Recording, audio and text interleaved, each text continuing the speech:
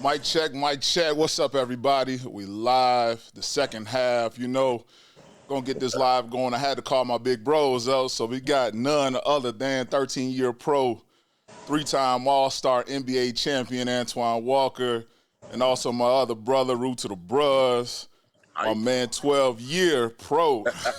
And, of course, 2004 most improved. We had to get you in here. So, fellas, what's going on? What's up, man, baby? we chilling. We chilling. Well, I'm chilling. Yes. Celebrating this Gemini season. Celebrating this Gemini season. In this nice Yeah, good yeah, weather in yeah, Chicago. yeah. Absolutely. Happy birthday, my brother. Yeah, you just got to Yeah, celebrate one. yeah. He been ducking. He been ducking these shots too. He keep trying to Yeah, let's run. get Keep it. ducking these shots. You know his Hey, birthday shots. He ducking them. yes, sir. Let's get them going. Let's get them going. Well, all that said, man, we here at the finals, man. We got to see some good basketball along the way, and now we got the last two, and we get to see OKC against the Pacers. Who would have thought? You know what I'm saying? Like, nobody was really expecting them to go in here and finish where we at right now. Nah, but I think that's the No, benefit. That's what I'm saying. I think that's the benefit of NBA basketball. The main key is to keep everybody healthy and get everybody through the entire season. So it don't end until the last game until when you know what I mean, the clock run out of time.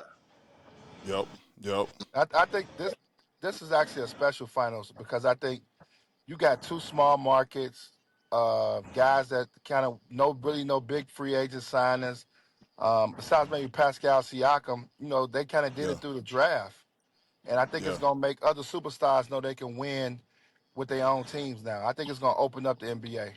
I think this season, like, it's bigger than what people think. I think by small market teams drafting well and developing their stars, I think that's what makes it special. Everybody ain't talking about the finals because it really, if you really think about it, even though the MVP is playing in the game, ain't nobody really talking about it because ain't none of them big stars involved. Correct. Exactly. No, you spot on. Like, early on, everybody was like, "Oh, you thinking it's gonna be LeBron? You thinking, wow, these are the teams that they built, they spent the money, they value the team angle versus just the one and the two guys in the big three kind of approach that has happened over the years, and so we actually seeing something a whole lot different with the league and in the finals for sure. One thing I definitely got to shout out. Chicago everywhere, man. Like we got four guys in the finals right now that people ain't even really talking about. You know what I mean? Like let's get to it. Like for one, you got Nazir Muhammad. You know what I'm saying, Twine? Yeah. That's big bro. Yeah, Kentucky. Nas is the GM. And he's been with that organization. GM of the G League has been with that organization probably now 4 or 5 years. Yeah, Yeah, he doing his thing. yeah, he's been there, a part of that organization. I actually watched 2 games with him, and in the East, the Western Conference Finals. So yeah, it's Yep. he all over it. Absolutely. And then not only him, then you go over to the other side and Bobby, Gennaro, you very familiar with that man, Gennaro JP. Pargo. You know what I'm saying? Yes, Right sir. up the way. He right down the street with the Pacers. He doing his thing. I told him when I seen him in Milwaukee, man, I'm happy for you, man. I say I know it's been a grind, but unfortunately you're sticking it out, man. So not only that, the information and the love you got for the game, man, just pour into these guys. Absolutely. And he's such a smart guard, smart basketball player in general. And he got it out the mud for real. When he went to junior college, then Arkansas, and then, you know what I'm saying, then finally made it to the league. And he stuck around for a time. And then, it's funny, when I spent my time out there in Portland, he and I got to link up because he was out there coaching in Portland early on with player development. So he doing his thing. With Terry Stotts. Exactly. That's Yep, my with guy. stats, for That's sure. my guy I had when I was with the Bucks. Yeah, Terry's a great coach, Man, man. small And that world. But the dope part about this though, all jokes aside, is that now we get 2 guys that's like in the front office, whether it's coach in the front office, that win championships. But then we got to think about it too. Let's not forget about James Capes in the finals. So we got Chicago represented. Capes in there too. He repping. Cape's in there. I saw them write a big article about Capes doing his 13th. I think it's his 13th NBA finals or something like that. Yeah. That's from 13th to Chicago. 14th. So 13, yeah, one of them. So he involved too. So we got our imprint on that. Chicago involved.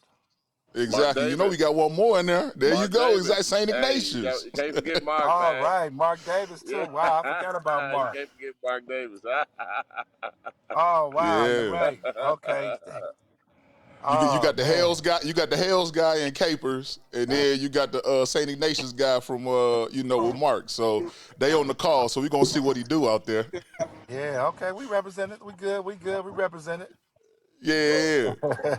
it. No, something I gotta ask y'all because in the news right now in the NBA is two big things that I want to talk about. But one is, and he recently just said something about him, man, we gonna be back. And I love that hunger from him because he's young, he hungry, he don't know no better. But he like, man, I'm about to be right back. I'm about to be the hardest working in the gym, which is a fact. I believe that. But how difficult is it to running back to back? Like you guys have both been in the playoffs. One of you guys has won an NBA championship. But what's the reality of you actually making it running it right back? It's a mindset, though. I think that's the approach he's taking. Is that the mentality of I'm going to be here. You're going to work twice as hard. You're going to be on your teammates' ass about, hey, look, get in the gym because we got a goal now because you done taste it. You know what I mean? You done smelled the The blood in popcorn the when you water. walk in. And Yeah. at the end of the day, you want to out, and it feel like it's not complete. So I can Yeah. understand his approach of how he just can say that because now you get so close, and you like, damn, it's unfinished business, and I got to close that chapter. Yep. I mean, he got his early success. He reminds me of even with Jason Tatum and Jaylen Brown, watching them closely and seeing how they made deep runs and finally got them one. It reminds me of that. Even Kobe, but Kobe had Shaq, but Kobe had early success in his career. So it's always tough. But I think for Ekney, and we all know this, he got a little gun shy. Whether he want to admit it or not, he got gun shy a little bit. So you live and learn. I Yeah. guarantee you the next finals, the next playoffs He that we ain't go through he ain't next gonna year. shortchange none of that. So he was a little gun Hey. shy. I know he didn't want to. He wanted to downplay it, but he got a little gun shy. He don't know that you gotta when you that man, you gotta shoot that ball 25, 30 times and live with the results. And I think he ain't understand that, but I bet he gets it now. Yeah, yeah, yeah. I think he got the right guys around him to make the right decision. I agree with him. I'm just like, bro, like you got the dog in it literally all the way up to that point, and all of a sudden it's like you kind of, I don't want to say timid, but he wasn't really ready to let that thing fly and attack the rim like he hungry for it like that. I think it was mainly the adjustments. You know Yeah, what I mean? He put a smaller guard on him. Therefore, when he drives to the basket, got a bigger guy stepping up. It's like it's I wouldn't say younger pains, but unfortunately, when you that man, you that guy that's gonna be making those plays towards the end of the game or throughout the entire game. You're gonna have to be prepared to see stuff like that on night in and night out. got you. That makes sense. Now, something you even said, making those adjustments. We talk about coaching. How important was coaching at that level, knowing that you're not playing checkers, you playing chess? You gotta do your Coach is homework. important. Yeah, coaching. But the thing I don't like about Minnesota, well, Minnesota don't got enough ex players involved on their roster as far as coaches to me. And that's not taken Yeah, away from their coaching staff. They've done a terrific job. But I think you got to have some ex players. Sometimes it's always good to have that ex player that played to kind of push you and work with you every day and kind of instill that confidence. I think that's another thing that's a little kind of they don't have that one guy that's behind that bench that's like pushing Anthony Edwards and challenging him. That's what it looks like to me. Obviously, I'm looking at it from afar. yeah. No, I feel you. I think that they missing that one piece, and I'm interested to see who it's going to be. If it's going to be somebody to step up, but you got a couple of pieces out there in free agency, you can figure out what it's going to look like. Yeah, Now they let me right there. ask. No, yeah, they No, go right ahead. there They for right sure. there. They Let definitely me right ask you there. this: the other side of coaching. We just saw the Knicks. They went toe to toe in the Eastern Conference, but then they end up letting go of Tibbs. Like, what you think about that move?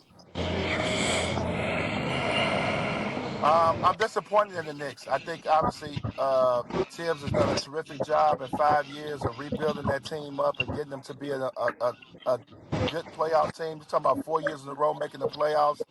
Sometimes it's hard. Everything got to align to get to the finals. Everything has to align to get to the championship. Carl Anthony Towns was not healthy. I think the owner had to Yeah, remember that he was not healthy. Your second right. best player was not healthy.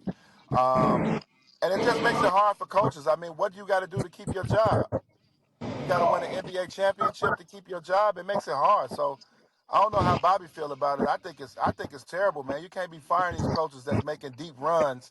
Because what, like Mike Malone, what do you guys expect these coaches to do if they make it deep Yeah, runs? Everybody not gonna win a title. Every year is gonna be different. You can't just switch the coach. Sometimes it got to come from it's everybody as a whole. Everything got to align. So it'll be interesting to see who the Knicks hire after this.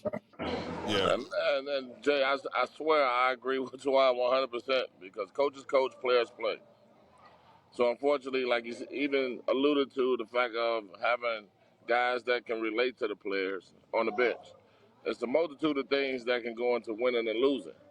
But when it comes to actually the hardcore facts, it is what it is, man. And we know yeah, it. We've seen it. We done played this game long enough to understand that you got to be. You got to get a chance. It's just like a player getting hurt, coming back, and not getting the opportunity to get back on the floor. Like, come right, on, man. I was a hell of a player before this, so what makes you think I can't do the same thing? Give me a chance. right. Yeah. Do you think that Jalen Brunson, him being the guy, he was the leader of that team? Do you think that he could have done more? Sometimes we ask about players like, hey, you being more vocal and standing up or sticking up for coaches and going to management saying, nah, he's our guy. Do you think guys like him or Karl Anthony Towns or any one of them should have been kind of in the GM and been like, nah, that ain't the move right there? Well, I would. I mean, we don't know When, for when, we don't go know ahead, for Twan. sure. We don't know for sure. I would hope that those guys vouch for him. I would hope that James Dolan asked those guys' opinion, what he thought about Tibbs. But sometimes management but may not even bring you in. It's Really? hard. Correct. We can't really say because right now we don't know if they knew. Maybe it depends if they knew or not. I mean, I would hope though, for the success that they've had and the best players being as good as they've been under Tibbs, you would think they would support him. So it's interesting to see what if they even asked him. No, I got you. No, that And makes if, sense. and I just think that if that wasn't a question for the key guys as the face of your franchise, and you're not even asking them, Yeah, so like sometimes guys have an agitation in their mouth coming back, but unfortunately they still have a job to do. So unfortunately, you know what I mean. When there's sometimes you got to keep certain crew together. We understand the numbers, but yep, at the end of the day, you still got to play this game, and they play this game like they fucking love it. So at the end of the day, you got to give it your all. But like you said, if you want to keep coaches, I think Tibbs could have done a better job of using the bench instead of waiting until later in the playoff in the series. But like you said, there's certain things that coaches do, but that's why staff got to be A1. yeah. No, that makes sense. All right, now let me switch gears a little bit, right? Both of you guys have both played in the playoffs. You guys have played several years, nearly a decade of basketball in the league. What does your body feel like at this juncture where you actually showing up and playing in the playoffs? Like, what's that feel like right now? I'm gonna let Where those Twan go guys are first. showing up? I'm gonna let Twan answer this first. I'm gonna be honest with you. I mean, your body you feel good. You're in the best shape of your life right now. Okay. You're in the best shape of your life, so your body responds real well. Obviously, you're not practicing right now, so everything is really just games and getting individual work in. But your body feels great. You feel like you're in the best shape of your life. You're in optimal shape right now. You can run through a wall right now. So this is actually the best time because now you're really just playing the game. So your off days are spent getting treatment and probably getting some light shooting in. You're not really doing much running besides on game day, so you feel real good right now. So I would say you feel this the best. This the best part of this when you feel like you're in your best shape right now. Okay.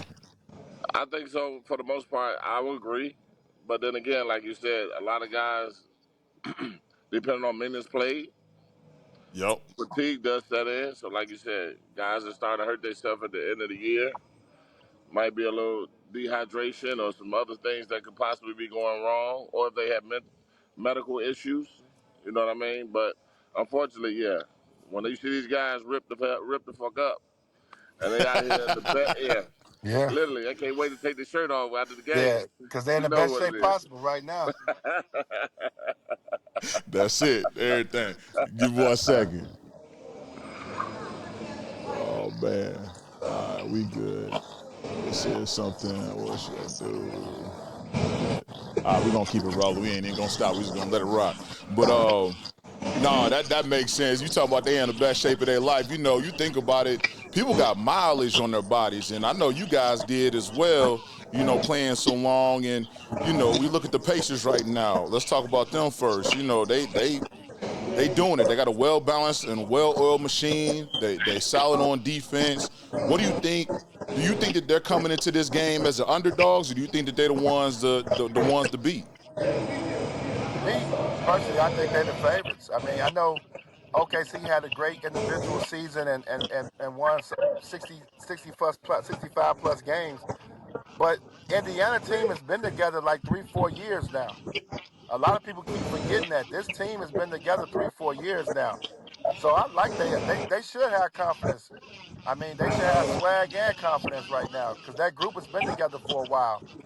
So I like them. I know a lot of people got OKC to win it, but I like Indiana. I think Indiana got a really good chance. They both play fast. They both get up and down.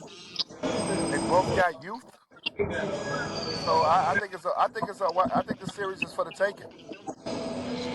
That's and real. I and I would say literally Indiana from watching them play against the Knicks. There's no one guy That's real. out there and not go 30, and they looking for him. So now the game is known to say like feed the hot man. Whoever that person is that given night, they looking for him. And they filling in from behind them. They gonna let them take the lead. So that is the hardest part of a team to have a scouting report and to actually key in on one or two guys because it's hard. The thing is, anybody get hot, okay, now you got to make the adjustment. If you don't make that adjustment fast enough, you're already behind the eight ball. That's real. Yeah. That's real. Yeah, I'm excited to see what they end up doing. Now, Halliburton, I feel like he came in, got a chip on his shoulder. Once they put out saying, "Hey, buddy, you the most underrated person in the league," I didn't agree with that statement, but he took that as a chip on his shoulder, and he's showing out right now. Like he truly is really playing at a high level, showing why he belongs there and be able to be talked about with the best of the best right now. But chip on the shoulder is no pressure. Let them think that shit. I'm going to come get 40 every night. So at the end of the day, it ain't no smoke. Okay, well, I'm going to show up and show out. That's what it is. Think I'm underdog. I'm going to get it Bobby done. said, "I'm getting shots up." Yeah, I'm getting reps. I'm getting good reps. And y'all ain't looking for me. I got you. Yeah, And then, yeah, and then too, you got to remember, he was one of those guys that him and Jason Tatum were two guys that got snubbed in the Olympics. You know, they didn't get a chance to get big minutes. They got DNPs. I mean, he's playing with a chip on his shoulder too. So we can't He forget that should. as well. You know what I mean? He got a lot to prove now. So winning the championship is going to be huge for him to be able to say, you know what I mean? After that, you put him on a team with the elite 12 guys in the world, and then you don't give him any playing time. But now he's the one playing for the NBA Finals, so playing for the championship. So that's what it speaks volumes. So his play speaks for itself. So he has a lot to prove.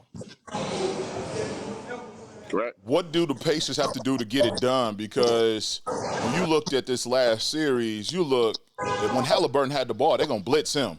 And you look at his stat line, he's gonna get the assists, he's gonna get the points, he's gonna get the rebounds, and it's gonna be balanced. But he doesn't need the ball necessarily to do what he needs to do to get the win. What do you think that the Pacers actually need to do beyond just running it through Halliburton? What do you think they need to do to get the championship? I think the Pacers have to respect Shea Gilgeous-Alexander as the MVP, and I think you got to double team him a little bit. I think you got to make those other guys beat you. I don't think, even though you got the size to guard him one on one, I don't want to take 35 or 40 points one on one from him. I want to make him a passer. I want to see if those other guys can beat me. I think if they do that, that gives Indiana the better chance to win the series. You can't have Shea get 35 and then two other guys got 20 apiece, and then they got seven guys in double figures. You gotta cut the head off. You gotta try to stop Shea. I think if Indiana want to win, I'm gonna make somebody else beat me. If somebody else beats me, I won't feel bad losing the championship. think about it. Have we seen anybody else on OKC? We know Williams has been great, but have we seen anybody else on OKC just take over and dominate on the offensive end? I mean, let's That's make some. real. I think about it. Let's make somebody else. I just want to see make somebody else beat us. So hopefully Indiana's gonna respect Shea as a player and double team him and make other guys beat him. But we'll see. I think these two teams match up very well. And so it's I like agree. it reminds me of the city championship, the South Side versus the West Side. It's Chicago. You be like, hey, one team known for pressing, playing hard defense, and the other one's gonna be strategic and run plays. So when it comes to that, it's just a matter of who's gonna play well that day. I think honestly, you got to show up and show out. Yeah. Now, something you said, Twine, right? We talk about SGA and what he doing. He able to get to whatever spot he want to get to, and those are his spots, and he gonna knock down the mid-range game. One, do you respect him for using the mid-range game and not stepping out beyond the three? I love it. I'm sorry to cut you off, but I love that shit. I swear I do. I Bring the midi back. mean, we haven't seen a guy score in that area probably.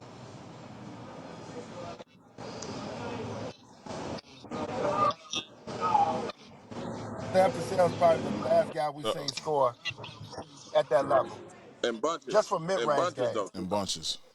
In bunches at mid Yeah, range. I would say in bunches that just go, he go get you. No, when you talking about 15, 16 of your points coming in mid-range, we haven't seen that since Sam Cassell. When you really think about that, so I think that's what makes him unique. He's not a volume 3-point shooter. He's not gonna bail you out. That's one thing that makes Yeah, Shea good. Shea put pressure on you all the time. He shoot the mid-range or he get into the basket. He ain't bailing you out. So that's why I say you got to make a That shit. decision on whether or not you're gonna double team him and make others beat you, or you can't just let the man have his cake and eat it too. You got to make a decision. That remind me of Rip Hamilton, man. When I was a rookie, man, that man shot everything midi, free throw line extended. that's it. Courtney Alexander, Rip come off. Either way, everything was mid range. That's it. Come off that That's it. curl Come catch, on, pull up at come the on. elbow, free throw line, And what? baseline, short corner. That's it. Or one dribble pull up, two max. If it's a two dribble, you get into the middle. Okay, well I'm gonna knock this down. But I'm like, man, Shea got that shit to a T. Yeah, Got it to yeah. a T. He one of the very few who understand and know how to put it right there in the middle of the paint and go get his every time. And ain't nobody really stopping him to do it. But the beautiful part is he do it at his own pace. So I understand when Yeah, Tawaan say, hey, shake the tree. Hey, y'all got to figure something else out. Y'all got to make somebody else beat me. Because after a while, absolutely. you ain't going to just keep dribbling around the screen and just dancing in the middle of the flow and just pulling up. No, we going to run two at you and force you Yeah. to pass it or make somebody else make shots. Who is that person you think that needs to make shots for OKC beyond if they're going ahead and send enough at SGA to shorten his game and shorten his extension throughout all 4 quarters? Who else you think that, you got Jalen Williams, you got Hardenstein, you got, so many other weapons on and they're well-rounded. Who you think else needs to show up? For me, it'd be. I Oh, think Chet got to show up. I Yeah, think Chet got to score for them. He's a big part of their offense. I think if they can get 15, 20 from him, that'll be great. Obviously, Williams has to be consistent as well, and which he has been all playoffs. But I think Chet got to step it up. He got to be consistent. I think 15, 20 for him every game puts them in a really good spot because now he matches good spot, yeah. Miles Turner. Now he matches Miles Turner production. So I think he's got to put up production. Need him to be consistent every game. And that be a makes lot more sense. and be a lot more physical in the middle. We understand he's blocking everything, but be a little more physical because you know what? They're going to try to put the pressure on him. It's the finals. It's when to That's go real. home. It's when to go home. So that little slim frame he got, they're going to put a lot of pressure on him, try to beat his arms, his legs up, everything. They're going to try to get to his body. So, like you said, the wear and tear is going to tell you everything. Absolutely, absolutely. Now, Twan, you said something in the podcast not too long ago. We just put that out. If you haven't watched it, make sure y'all check it. But you talked about the importance of a team. Like you and the Heat, y'all ran the full gambit. Y'all went to the championship. How important was it for y'all? Because you talked about, y'all hung out off the court, on the court. How important was that for y'all to get y'all there to this space that they in right now? Because I feel like OKC is a little bit like that. Oh yeah, I love what OKC does. So when they do their interviews, the way they all together, a together group. I think it's important because now you can play through mistakes. You can argue at each other. You can curse each other out. Um, and Bobby knows this. You have that respect for each other. It makes things a lot smoother every day because you're around each other. You're around each other more than you're around your family. So that's what makes you have to have that type of bond and camaraderie as a team, and if you don't have that, you can't win. And OKC has shown that. Obviously, they do it a little bit more publicly than maybe Indiana. But remember, I said when we first started, Indiana's been together a long time. So them boys get along really well. So this is two team two. This is actually two matchups when we see teams that are really bonded. It seems like off the court too as well. Correct. Correct. And not only that, it shows of them holding each other accountable when they make mistakes or miss a play. You know what I mean? Nobody got their head down. Nobody, you know what I mean? The bad, the bad gestures that you normally would see, like, damn, he's shooting too much. Nah, well, come on, make the next one. You know what I'm saying? So if Yep. that's the case, then you be like, hey, we gonna roll together. We win or loss. We gonna roll together. We know you can do it. Come on, let's Yep. get it going. Absolutely. Something that I saw this last, and again, individual awards, they mean little, but you got to respect it. And I think this last, when you look at the Eastern Conference and you saw who ended up winning, Pascal ended up winning that team or the individual award. I think it's the Magic Johnson Award or something like that, or the Larry Bird Award for the East. And in the West is SGA. He won the Magic Johnson. Do you think that Pascal was the one deserving, or do you think that Halliburton should have got that? I felt like Halliburton should have got it. Um, for what he did on the road in New York and setting the tone in the series, and then averaging a double double, 21 and 10, and setting the table for those guys. I definitely believe he should have got it. But I wasn't upset that Pascal got it because obviously Pascal's their leading Right. scorer. He's probably been their most consistent scorer throughout the playoffs. But I definitely thought Halliburton could have got the award. Twan, you couldn't answer that no better than the way you did, my brother. Yeah. Yeah, no. SGA over there with him coming out, I'm like, all right, you did what you were supposed to do individually, and no diss to Pascal, he was killing. He put the ball in the basket, he played defense, he did everything he was supposed to do. He played his role. He played what he was Yes, supposed to do, and not only that, it just comes out like that to where he everywhere at the right place at the right time. But then I see shots like the end when Halliburton did the choke, but it was a two instead of three for the game. He put him on his back. he put him exactly, He put him on his back. exactly. Hey, no, we gonna go home. Look, I got the ball. Look, I'm gonna shoot it. Like Twan said, you miss every shot you don't take, Yeah, and you he Man, got showed listen. let that thing go. If it's one thing between y'all two, I know that ball going up. yeah. This shot's As going I up. play with All I right, play I play with a lot of guys that like to shoot the ball, so that's how they be like, "Oh, Bobby, I'm gonna crash. I crash. Don't worry about it. I know it. I know his man. move. If he go through the legs 2 times, okay, all right, I'm gonna watch it. I'm gonna watch. That man said, "Go get it off the rim, huh?" Yeah, it's going up. I know it's going up. He get to his groove. I say, okay, I know where to go. Don't worry about it. No question. He said, no question. Hey, so obviously, there's a little bit of time in between Eastern Conference, Western Conference finish up, and then obviously you get into the finals. I'm sure when you guys were playing, you had a little bit of time. What was y'all doing during those? What does an NBA player in the playoffs? You at the best of the best, at the highest level. What are you doing in between them days? Honestly, you locked in, man. You locked in. You really focus on your body. You're really not trying to do anything to distract the team. You got to just try to stay in routine. If you can stay in routine, that's the best. So I try to stay in routine. That's real. Bobby, you had to move around real quick, huh? Yeah, it was getting kind of loud. My bad. No, you all good. You all good. What was you doing in between? I know you made it through the playoffs a little bit. What was you doing kind of in between them times? Was you kind of locked in, just like Twan said? You got to be locked in. Hey, every opportunity, every game means something. Yeah, And I feel like, you know what I mean, you can't take those things for granted. And so when it comes to that, you know what I mean? It's hard getting that, first of all. It ain't easy because now your teammates can change, your situation can change, you get traded, anything. So now as a player, you want to make sure you're doing the best you can and you want to provide yourself the best opportunity to be successful. that's real. That's real with it. All right, before we get out of here, I know we coming up on time. This game about to start in literally about 30 minutes, and I know y'all out right now. Who y'all got winning game one? Honestly, game one, I think it's always a fill-out game. I think OKC wins game one. Okay.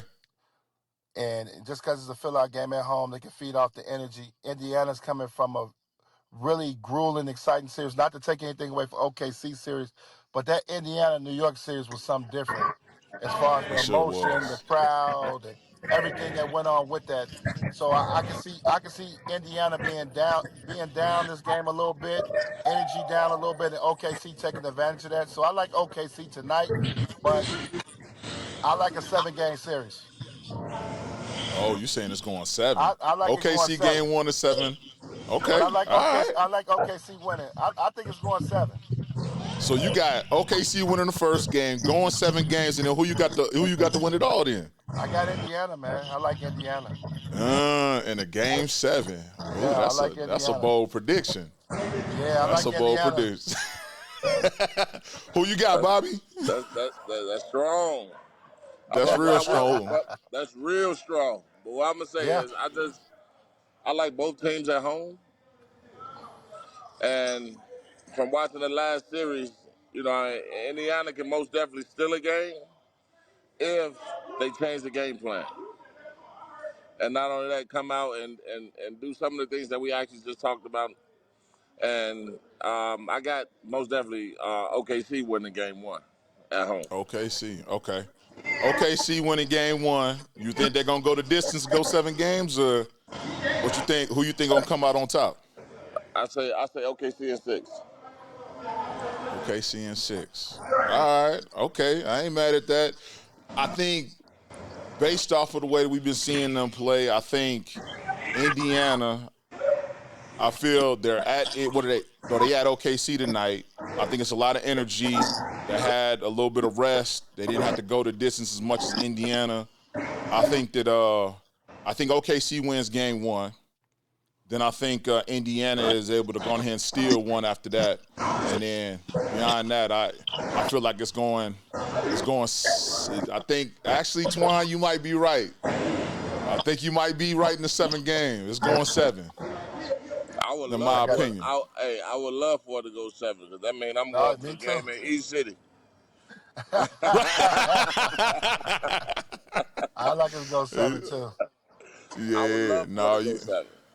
I need to go yeah. 7 because we gonna run out of things to watch on TV. We finna have no TV for some months, so I Man, need to go listen. get Well, 7. no, you know what? I ain't even gonna let you do it because I go watch the WNBA, the Chicago Sky. They doing their thing. Yeah. It's a few teams in the Liberty. You know, I just like them for this the solid way they play the game, fundamentally sound. But you're right. We ain't gonna have no We got NBA the WNBA and the Big Three on Saturdays. in the Big Three, right? All Right, right. right, right, right. All right. Oh Okay. man. Yeah, we get to see that. Nah, I appreciate it, man. Well, look, I know y'all getting ready to go watch the game. Matter of fact, where y'all at? Because I know, shoot, Bobby, you clearly out somewhere. Where you at? You got something I'm in going the on? cigar bar. I'm right behind. I'm out with Bob. I'm in the cigar bar, but I came out so I can lock into our phone call. But Yeah, yeah, yeah, yeah. but I'm in the cigar bar. I'm gonna sit back, smoke me a cigar, and enjoy the game. Yeah, I'm at yeah, spot 73 events. We're at the event space on 73rd and Halsted. was black owned. You got good food, you got cocktails, you got entertainment, things like that, you know. Just enjoying ourselves. There A it lot of is. brothers out here just fellowshipping. Absolutely. I love it. I love it. And then Twine, you ain't done for the night. You got more things. You got nightcap popping, you know what I'm saying? You But run no, I'm you game run four. around. I'm game four. Oh, you game four. Listen. I am part of Nightcap's team, but my game, Yeah. I got game four. I'm okay. You got game four. All right. I was Hey, like, as you dang, saw the promoter, it's a couple of us, so we taking the game apiece. y'all got a game of peace. Okay, I Yeah, love it. All so right. I I got rock game with four. it. I'm okay. All right, bet. Well, look, we're going to have to do this again, man. Let's go ahead and try and figure out game two. We'll go ahead and lock in and chop it up after this, and then we'll definitely get back on the second half. I appreciate y'all jumping on. This is the second half live. We ain't done this before, and this the first one, and I had to get my big bros on there. Hey, Yes, Jay, I sir. appreciate it. Yes, sir. Yes, sir. Twine, Bobby, Yes, sir. appreciate everybody. Second half. Appreciate y'all tuning in. Like, follow, subscribe. We'll be back game two. All right. Peace. Game time.